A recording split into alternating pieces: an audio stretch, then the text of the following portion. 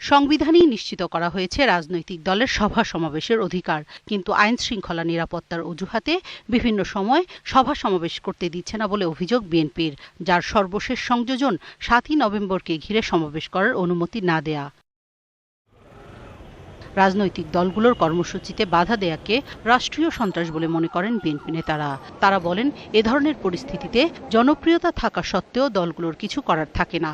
রাজপথে গণতান্ত্রিক আন্দোলন সরকারকে রাজনৈতিকভাবেই মোকাবেলা করার আহ্বান জানান এই বিএনপি নেতা।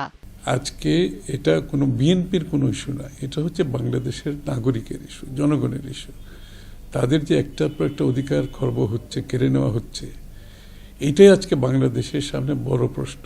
আপনি যখন নাগরিক অধিকার হরণ করবেন, এই যে স্পেসটা কিন্তু আস্তে আস্তে যারা অপশক্তি তারা দখল করবে। তবে বাধা বিপত্তি থাকলেও জনগণের অধিকার রক্ষায় নেতৃত্ব দিতে দলটি পিছপা হবে না বলে জানান বিএনপির আরেক নেতা। ক্ষমতাটা যদি মুখ্য হয় তাহলে দীর্ঘকাল ক্ষমতার বাইরে থাকা যায় না। যেহেতু রাজনীতির আদর্শ এবং দেশপ্রেমটাই আমাদের কাছে মুখ্য, দেশের মঙ্গলটাই আমাদের কাছে মুখ্য। সেই কারণে আমাদের জীবন থেকে 10টি বছর চলে গেছে, আমরা হয়তো বিরোধী দলে আছি, আর রাস্তায়ও আছি বলা যায় না, কারণ রাস্তায়ও থাকতে পারি না।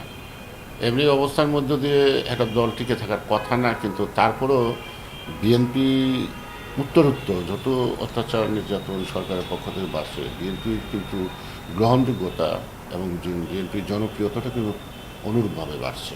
এদিকে রাজনৈতিক দলের সভা সমাবেশের অধিকার কেড়ে নেওয়া সংবিধান পরিপন্থী বলে মনে করেন রাজনীতি বিশ্লেষকরা। গণতন্ত্রের জন্য এর ফল বিপজ্জনক হতে পারে বলেও মনে করেন তারা। আমি মিটিং করব, আমি মিছিল করব, আমি সমাবেশ ডাকবো, এগুলো আমার সংবিধানে এই অধিকার দেওয়া আছে। সুতরাং এই সাংবিধানিক অধিকার, এই অধিকার ভঙ্গ করা কিছুতেই সঠিক পন্থা না। সরকার ক্ষমতাসীন থাকলে বিরোধী দল বা মহলকে নানান অজুহাতে সমাবেশ করবার সুযোগ দেয় না, সেটি আমি মনে করি যে সংবিধানের মূল চেতনার পরিপন্থী। সরকার ও রাজনৈতিক দলগুলোকে পরমত সহিষ্ণুতা বাড়ানোরও পরামর্শ দেন তারা। পরিষেবার মধ্যে থেকে সত্যভাবে কিন্তু। তাপসী রাবেয়া, 21 টেলিভিশন, ঢাকা।